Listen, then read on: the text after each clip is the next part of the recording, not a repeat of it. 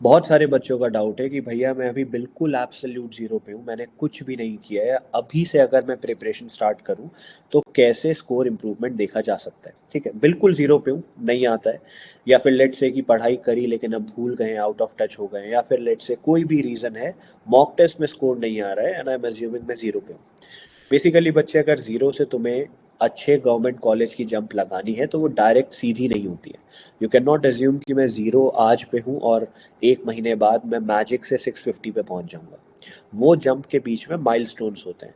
पहला माइलस्टोन होना चाहिए कि आप जहाँ भी स्टार्ट करते हो आप वहाँ से 400 तक आओ।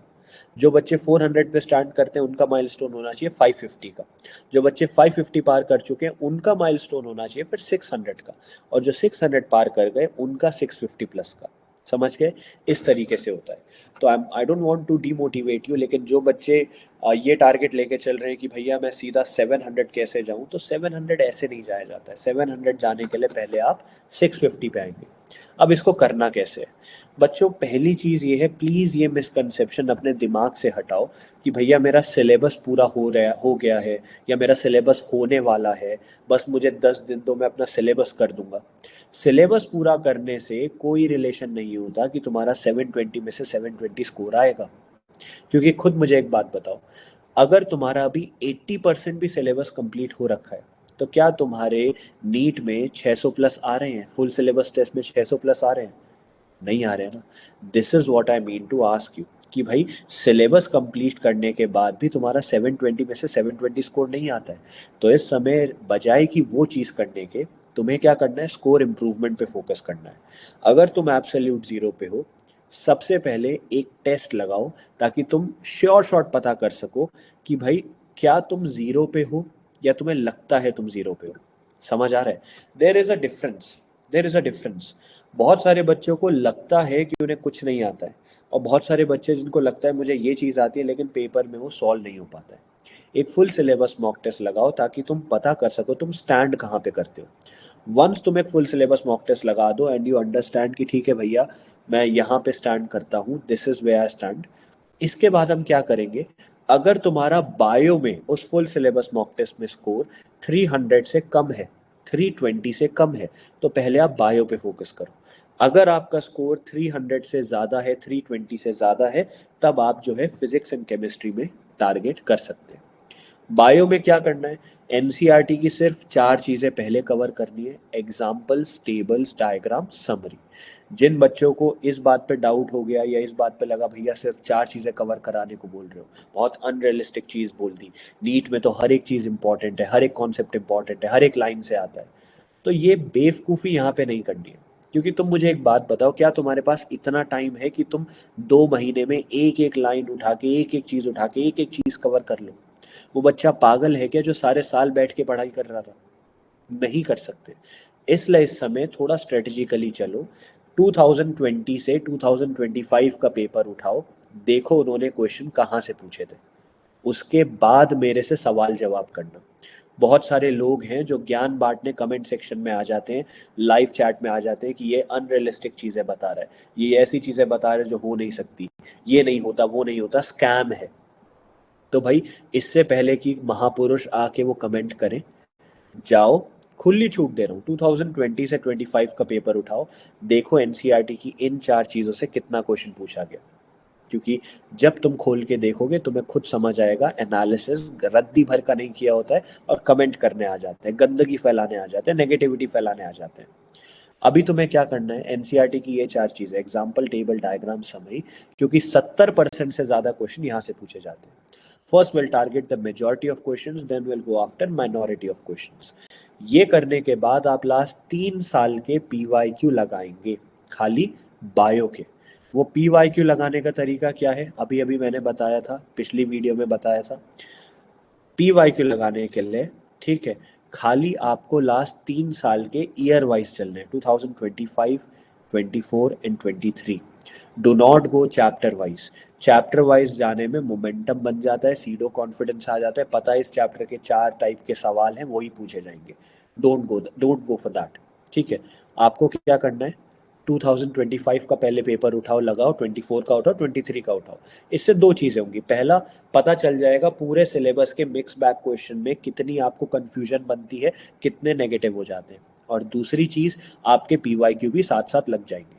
तो जब आप NCERT की 4 चीज़ें लगा दोगे बायो की और PYQ लगा दोगे, उसके बाद आप एक और फुल सिलेबस टेस्ट लगाओगे ताकि आपको पता चले पहले फुल सिलेबस टेस्ट और दूसरे फुल सिलेबस टेस्ट में कितना अंतर आया है।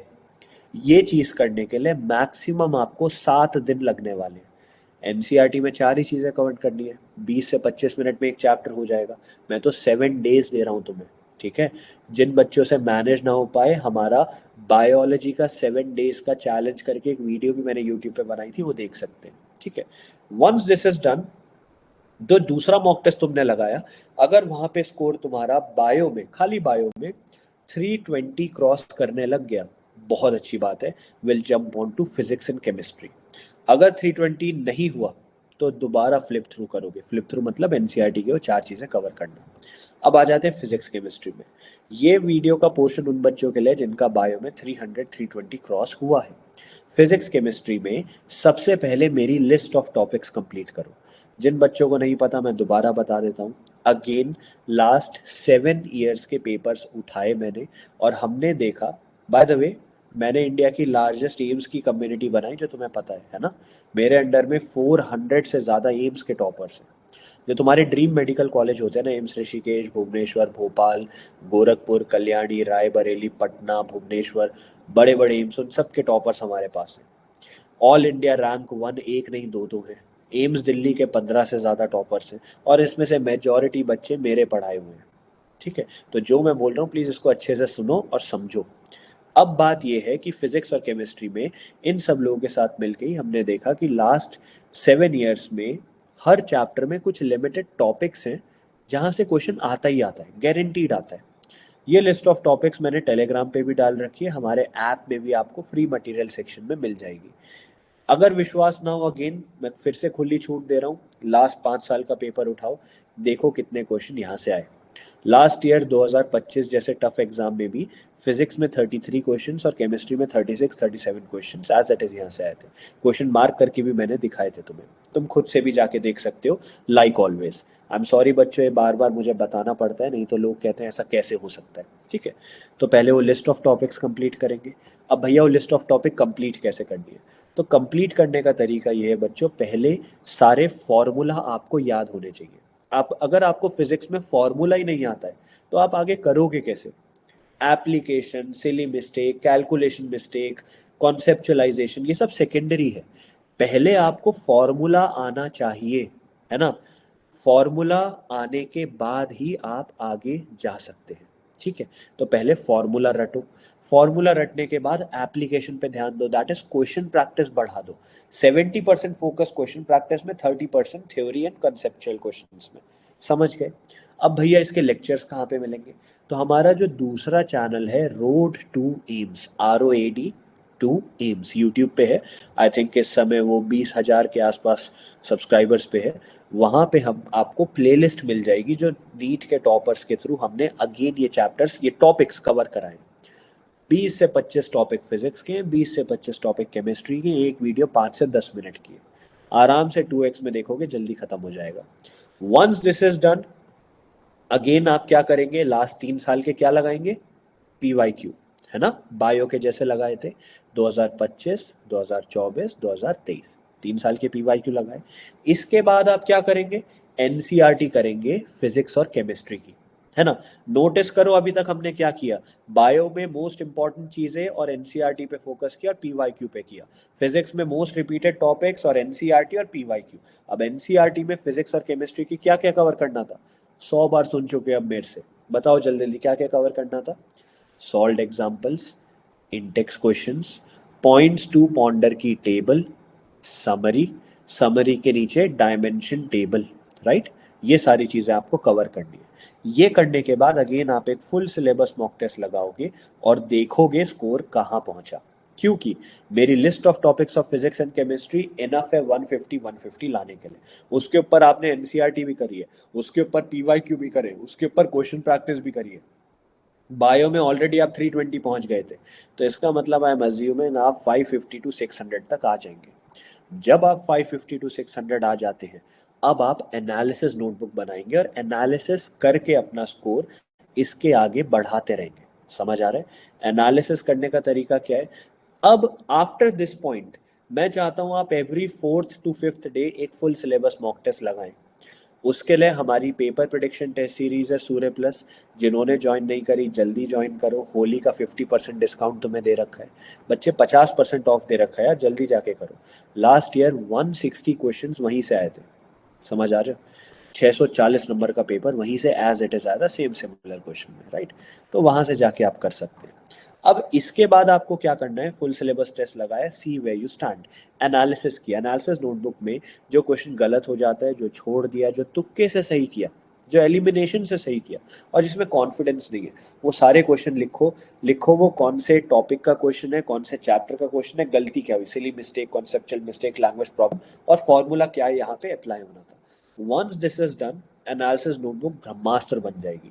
और हर एक मॉक टेस्ट से पहले जो रिवीजन करना होगा वो एनालिसिस नोटबुक के थ्रू ही होगा। समझ आ गया? ये है पूरा आपका प्लानर। अगर इस तरीके से चल गए, आई एम गारंटीइंग यू इस महीने के एंड से पहले आप 600 क्रॉस कर ही देंगे, 640 क्रॉस कर ही देंगे। उसके बाद अगला महीना स्कोर इंप्रूव करते रहो ना एनालिसिस नोटबुक से, पॉलिश करते रहो चीज़ें, है ना? ये तो कर सकते हो ना, इसमें हम मिनिमम चीज़ें करी हमने। अब यहाँ पे बच्चों का पता है दिक्कत क्या होगी? भैया आपने सब कुछ कवर नहीं कराया, आपने सिलेबस कवर नहीं कराया। अरे बच्चे, जो मैंने कवर कराया पहले वहाँ से 600 तक तो पहुँचो, है ना? पहले करके देखो, एक हफ्ते में तुम्हें इम्प्रूवमेंट दिखेगा। ठीक है? तो ये हो गया आपका प्लानर, जैसा बच्चे ने बोला था।